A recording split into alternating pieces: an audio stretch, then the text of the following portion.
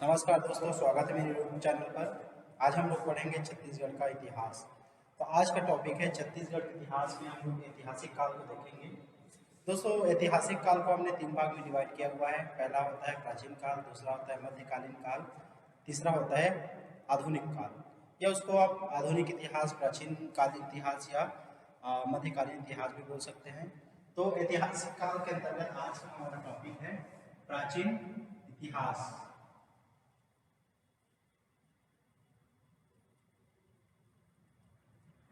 तो प्राचीन इतिहास में हम लोग आगे बढ़ते हैं।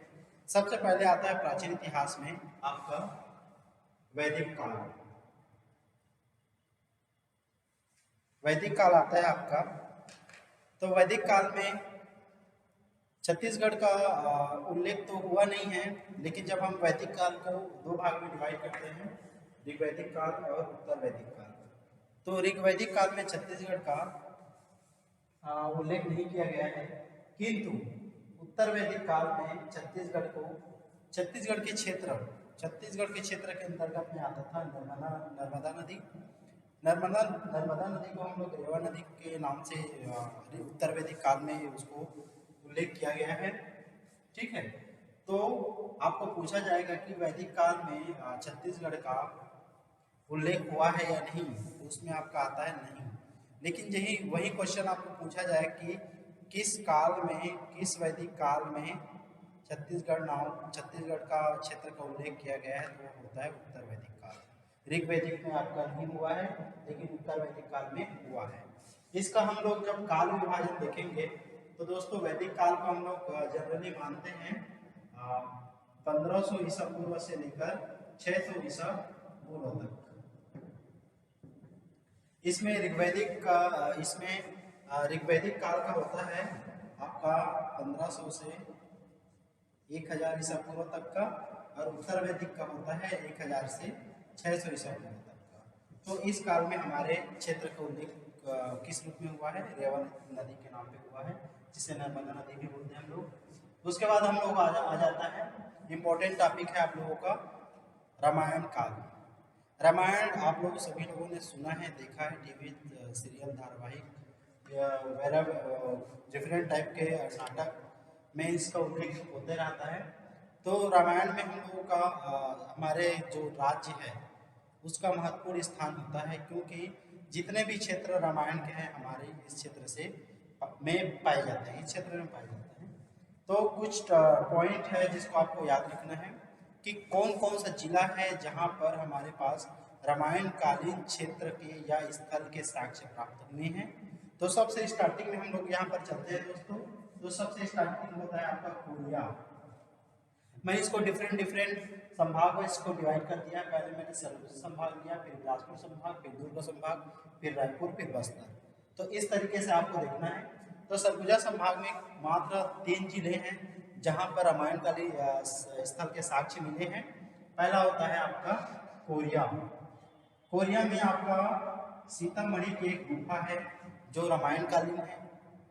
उसके बाद आप लोग आ जाता है सूरजपुर। सूरजपुर में सीता लेखनी करके एक क्या बोलना चाहिए, सीता लेखनी करके एक जगह है जो रामायणकालीन स्थल माना जाता है। उसके बाद इम्पोर्टेंट चीज है आपका सरगुजा। सरगुजा में सीता बेंद्रा, लक्ष्मण बेंद्रा, किष्किंधा पर्वत, किष्किंधा पर्वत,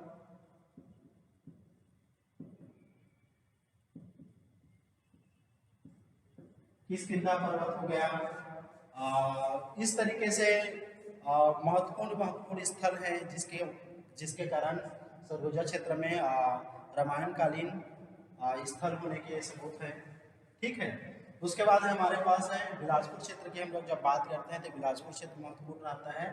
बिलासपुर क्षेत्र में आपको पहला आता है आपका रायगढ़। रायगढ़ में एक राम झरना है जहाँ पर राम जी ने वहाँ पर उस झरने का पानी का उपयोग किया था। उसके बाद आपका आता है जांजगीर में शिवरी नारायण और खरौद। खरौद को बोलते हैं खरदूसर का राजधानी था जो क्या बोलते हैं रामायणकालीन है। उसी प्रकार जो शिवरी नारायण है, शिवरी नारायण में हम लोगों का जो सबरी एक वृद्ध महिला थी जिनके जूठे वेद श्री राम ने खाए थे। तो इस तरीके से शिवरी नारायण सबरी के नाम पे शिवरी नारायण पड़ा हुआ है और बहुत ज़्यादा फेमस है, रामायण कालीन स्थल में महत्वपूर्ण माना जाता है। उसके बाद एक दमाऊ दहारा करके है यहाँ पर, दमाऊ दहारा, तो यह भी स्थल है। यहाँ पर राम सीता लक्ष्मण तीनों की मूर्तियां हैं, जहाँ पर मंदिर है, मेला भी लगता है। तो ये इंपॉर्टेंट चीज़ है जांजगीर में, दमाऊ दहारा, खरल और शिवरी नारायण। उसके पश्चात है आप लोगों का रायपुर। रायपुर में स्टार्टिंग में जब भी हम लोग कहानी सुनते हैं, इसमें बोला जाता है कि श्री राम भगवान की माता थी कौशल्या। कौशल्या कहाँ की थी? हमारे रायपुर, तो रायपुर की थी चंद्रपुरी की। तो ये भी एक हिसाब से हमारे यहाँ रामायण कालीन स्थल हुआ। इसी तरीके से हमारे पास है पंचवटी। ये पंचवटी हमारे पास कहाँ है? कांकेर में। पंचवटी कहाँ है? कांकेर में। उसी तरीके से आपका बस्तर है, बस्तर क्षेत्र का दंडकारण्य, पूरे बस्तर संभाग को ही दंडकारण्य माना जाता था। तो ये जब हनुमान जी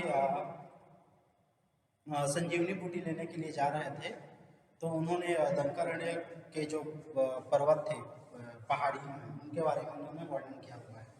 उसके बाद है लास्ट में है आपका सुकमा। सुकमा में आपका रामाराम मंदिर है, जो भी आपके क्या है, रामायण का स्थल माने जाते हैं। अभी पिछले वर्ष ही क्या बोलते हैं, हमारे सीएम बघेल जी ने 51 रामायणकालीन स्थल हैं जिन पर राम गमन पथ बनाने का निश्चय लिया हुआ है।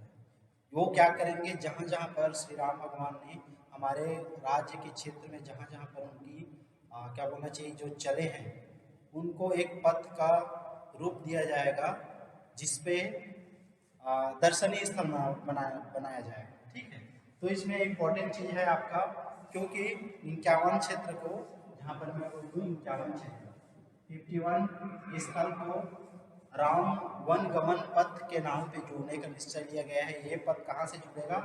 ये पथ है आपका कोरिया से होते हुए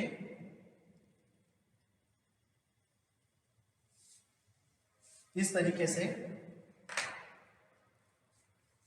कोरिया, सूरजपुर, सरगुजा, आपका जांजगीर, बलौदा बाजार, रायपुर चंद्रपुरी, फिर पंचवटी, फिर बस्तर, फिर अंत में जाके कहाँ पर जुड़ जाएगा?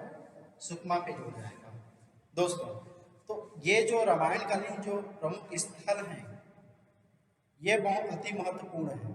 इनमें आपसे इम्पोर्टेंट क्वेश्चन और पूछा जाता है कि रामायण काल में छत्तीसगढ़ को किस नाम से जाना जाता था?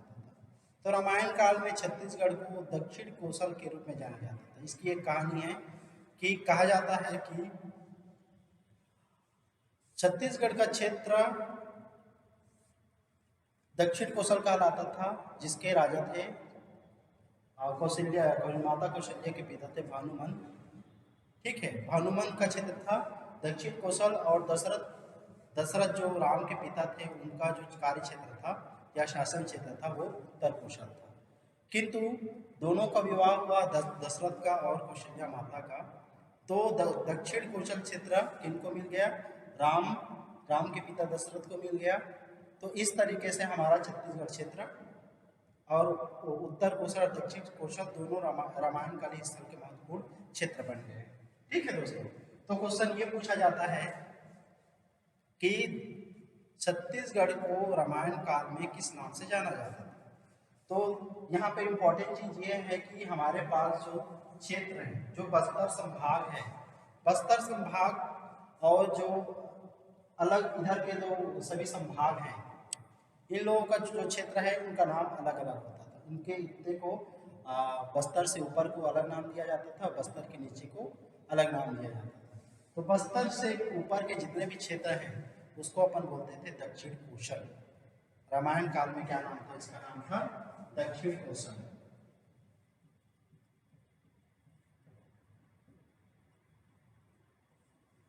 और बस्तर के क्षेत्र को कहा जाता था दंडकारण्य। क्या कहा जाता था? दंडकारण्य, दंडकारण्य।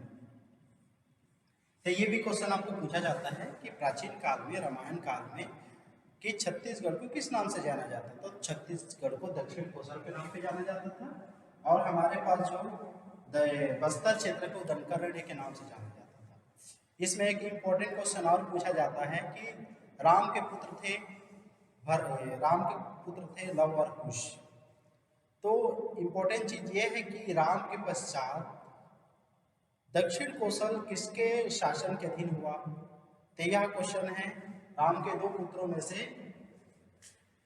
राम के दो पुत्र थे, पहले थे लव, दूसरे का नाम था कुश। तो लव को मिला था उत्तर कोशल और कुश को मिला था दक्षिण कोशल।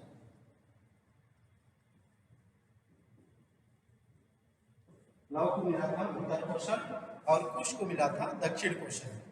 तो ये भी इंपॉर्टेंट क्वेश्चन है, आपका आईपी क्वेश्चन है कि पूछ लेते हैं कि दक्षिण कोशल किसके अधीन था। तो वह था दक्षिण कोशल कुश के अधीन था।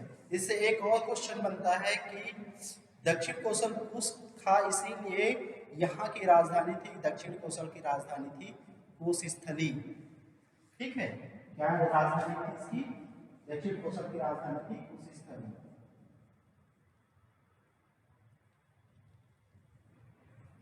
कुशस्थली का क्षेत्र आपका है, सिरपुर के क्षेत्र को अपन कुशस्थली के नाम से जानते हैं। इसके पश्चात दोस्तों हम लोग देखते हैं कि महाभारत काल में छत्तीसगढ़ के क्षेत्र को किस किस नाम से जाना जाता है और वहाँ पर किस किस क्या बोलते हैं, कहाँ कहाँ पर महाभारत कालीन साक्ष्य मिले हैं। ये इंपॉर्टेंट क्वेश्चन है दोस्तों। रामायण काल में इतना ही क्वेश्चन है जिसको आपको ध्यान रखना है। इंपॉर्टेंट चीज में आपका जाता है ये सीता बेंद्रा, लक्ष्मण बेंद्रा, राम झरना, खरोज, सिवरी नारायण वाल्मीकि आश्रम, आपका बलौदा बाजार, उसके बाद चंद्रपुरी बस्तर में। ये इंपॉर्टेंट चीज है। अभी दो तीन क्वेश्चन की जो वेरिएशन हो रहा है, वेरिएटी आ रही है उसमें है।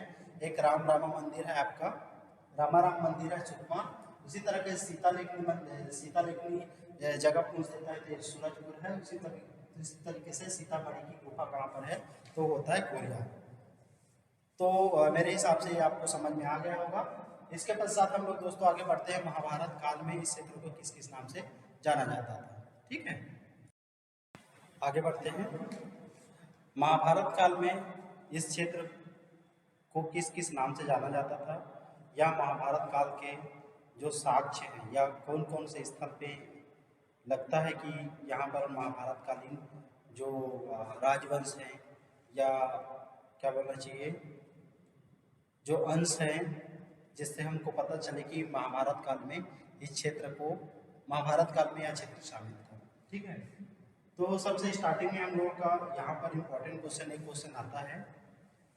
पहला क्वेश्चन ये है कि कौन कौन सा जगह है, स्थान है जो महाभारत कालीन स्थल माने जाते हैं छत्तीसगढ़ में। तो सबसे इम्पोर्टेंट चीज़ है आपका बिलासपुर जिला आता है। उसके बाद आपका बिलासपुर जिले के बाद रायपुर जिला आता है, रायपुर के बाद जांजगीर आता है। ये 3 जिले हैं और महासमुंद, ये 4 जिले हैं जहाँ से आपको महाभारत कालीन स्थल प्राप्त होते हैं। राजा भी वहाँ के प्राप्त होते हैं। तो सबसे पहले हम लोग रतनपुर की बात करें तो रतनपुर को का प्राचीन जो नाम था वह था, क्या नाम था? मणिपुर। महाभारत काल में रतनपुर को मणिपुर के नाम से जानते थे। मणिपुर में राजा कौन थे? ताम्रध्वज और मोरध्वज, ये दोनों की राजधानी हुआ करती थी। कौन सी? रतनपुर। उसके बाद हम लोग आ जाते हैं गुंजी। गुंजी है आप लोगों का जांजगीर चांपा में। गुंजी का प्राचीन नाम है आपका दमाउदहरा। और यहाँ पर जो ऋषभ देव हैं जो जैन धर्म से संबंधित थे, उनका भी यहाँ पर जिनको ऋषभ तीर्थ भी कहा जाता है। क्यों उनका क्या बोलना चाहिए, उन्होंने वहाँ पर तप किया था। ठीक है, महाभारत कालीन क्षेत्र में सिरपुर सबसे ज़्यादा इम्पोर्टेंट रहता है क्योंकि सिरपुर का डायरेक्ट कनेक्शन महाभारत काल से है। महाभारत काल में हमें पता है कि पांडु और कौरवों में, पांडु वंशों, पांडु के पुत्र जो थे 5 पांडव थे और कौरव के 10 पुत्र थे, कौरवों के भाई 10 थे। तो उनमें जो युद्ध हुआ, युद्ध के पश्चात जो सिरपुर का जो क्षेत्र था, ये सिरपुर का क्षेत्र था जिसका प्राचीन नाम है चित्रांगदपुर। सिरपुर का क्षेत्र अर्जुन के पुत्र भब्रुवाहन ने इस क्षेत्र पर राज किया है, उसके साक्ष्य मिले। इसलिए यह इम्पोर्टेंट चीज हो जाता है कि इस क्षेत्र में क्या होगा, जो महाभारत का स्थल से यह डायरेक्टली कनेक्टेड हो जाता है। ठीक है, उसके बाद है आपका आरंग का प्राचीन नाम है, महाभारत का नाम है भांडेर। आरंग को भांडेर कहा जाता था। इसके हिसाब से हम लोग अनुमान लगा सकते हैं कि इसमें से इम्पोर्टेंट टॉपिक कौन सा हो सकता है। क्वेश्चन सभी से पूछा जाता है आपका ताम्रध्वज, मोरध्वज, आरंग जो हमारे पास थी, जो आरंग थी, आरंग मोरध्वज की राजधानी थी। ठीक है, तो इसमें डायरेक्टली क्वेश्चन पूछा जाता है कि मोरध्वज किससे संबंधित है, ताम्रध्वज मोरध्वज कहाँ से संबंधित है, खल्लारी का पुराना नाम क्या है, आरंग का पुराना नाम क्या है, रतनपुर का तो आता ही रहता है, इसका वेरियस चतुर्युगीय स्थान माना जाता है रतनपुर, क्योंकि यहाँ पर चारों युगों से इस क्षेत्र की प्रसिद्धि बनी हुई है।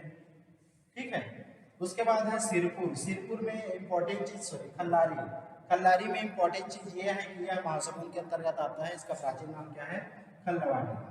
तो यहाँ से हम लोग जब बात करते हैं तो क्यों इम्पोर्टेंट है, हमें पता है जब दुर्योधन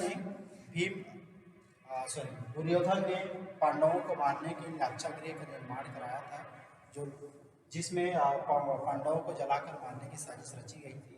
उसके साक्ष्य हमको खल्लारी में मिलते हैं। और एक चीज और मिलता है भीम के पद चिन्ह, जिससे यह साबित होता है कि हमारा जो छत्तीसगढ़ है महाभारत कालीन स्थल मौजूद है यहाँ पर। ठीक है, सेकेंड क्वेश्चन आप लोगों को यह पूछा जाएगा कि महाभारत काल में छत्तीसगढ़ को किस नाम से जाना जाता था। तो छत्तीसगढ़ में मैंने बताया कि बस्तर से ऊपर, यहाँ पर हमारे पास क्या है,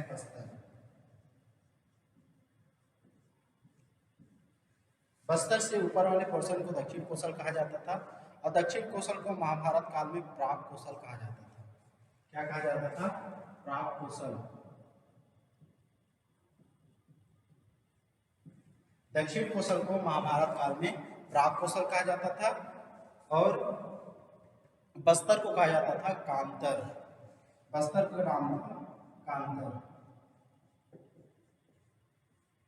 तो इस तरीके से क्योंकि आप लोगों का एग्जाम निकट है तो हम लोग थोड़ा फास्ट चलेंगे, जिससे आप लोगों का सिलेबस पूरा कंप्लीट हो सके। तो इसमें इम्पोर्टेंट चीज, आप महाभारत काल में छत्तीसगढ़ या दक्षिण कोसल को किस नाम से जाना जाता था, इम्पोर्टेंट है। बस्तर को किस नाम से जाना जाता था, इम्पोर्टेंट है। और जितने भी मैंने जगह बताया है, रतनपुर का प्राचीन नाम, खल्लारी का प्राचीन नाम, सिरपुर का प्राचीन नाम, आपका आरंग का प्राचीन नाम, आपको प्राचीन नाम पहले याद करना है। उसके पश्चात उसके इम्पोर्टेंट क्या क्या इम्पोर्टेंट है उसको याद करना है। सिरपुर को आपको वेरी वेरी एमपी है, या आपका सिरपुर IMP, इसको आपको छोड़ना ही नहीं है, क्योंकि सिरपुर का डायरेक्टली कनेक्शन है, और सिरपुर में बहुत से राजवंशों ने राज शासन किया हुआ है। हम आगे चलकर इसके बारे में पढ़ेंगे। इसके पश्चात आप लोगों का महाभारत काल के पश्चात आपका आ जाता है महाजनपद काल।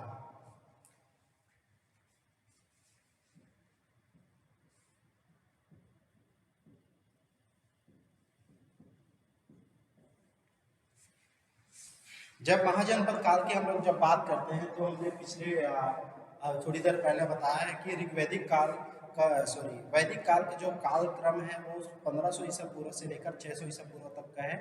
लेकिन 600 ईसा पूर्व के पश्चात जो भी कालक्रम आया उसको अपन बोलते हैं महाजनपद काल। तो हमारे पास जो महाभारत काल के पश्चात वैदिक काल के पश्चात हमारे जो देश है, देश का विभाजन 16 महाजनपदों में हो गया। कितने में हो गया, 16 महाजनपद। 16 महाजनपदों में हो गया। तो हमारा जो छत्तीसगढ़ का जो क्षेत्र है या दक्षिण कोसल का जो क्षेत्र है वो किसके अंतर्गत आता था, चेदी महाजनपद।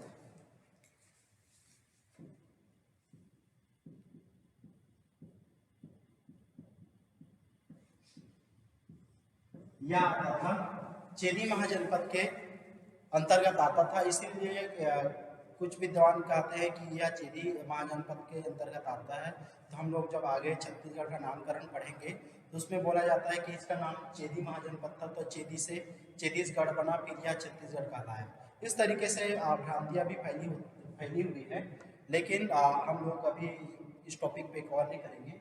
महाजनपद काल 16 महाजनपद थे, छत्तीसगढ़ चेदी महाजनपद काल के अंतर्गत में आता था। ये भी क्वेश्चन है, इंपॉर्टेंट क्वेश्चन, इसको भी पूछा जा सकता है।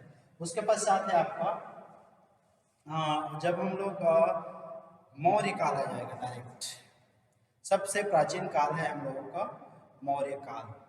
मौर्य वंश जनपद महाजनपद, जब हम लोग 16 महाजनपद की बात करेंगे तो 16 महाजनपदों के बाद जो भारत में अखंड राज्य की स्थापना की थी वह था मौर्य वंश। ठीक है, तो छत्तीसगढ़ में भी मौर्य वंश का बहुत बड़ा इफेक्ट पड़ा, या इसका क्या बोलना चाहिए, इसके अधिकार क्षेत्र में छत्तीसगढ़ आ गया। तो इसको हम लोग अगले वीडियो में, नेक्स्ट वीडियो में पढ़ेंगे। तब तक के लिए आज के लिए आप सभी को थैंक यू। और इसी तरीके से वीडियो देखने के लिए आप चैनल को सब्सक्राइब कीजिए, अपने दोस्तों को शेयर कीजिए और वीडियो को लाइक कीजिए। नेक्स्ट वीडियो में मिलते हैं, जिसमें हम लोग कवर करेंगे मौर्य काल, मेघ वंश, आपका कुषाण वंश, जिससे आपका छत्तीसगढ़ इतिहास में जो क्वेश्चन आते हैं उसको हम लोग कवर करेंगे। Okay, thank you.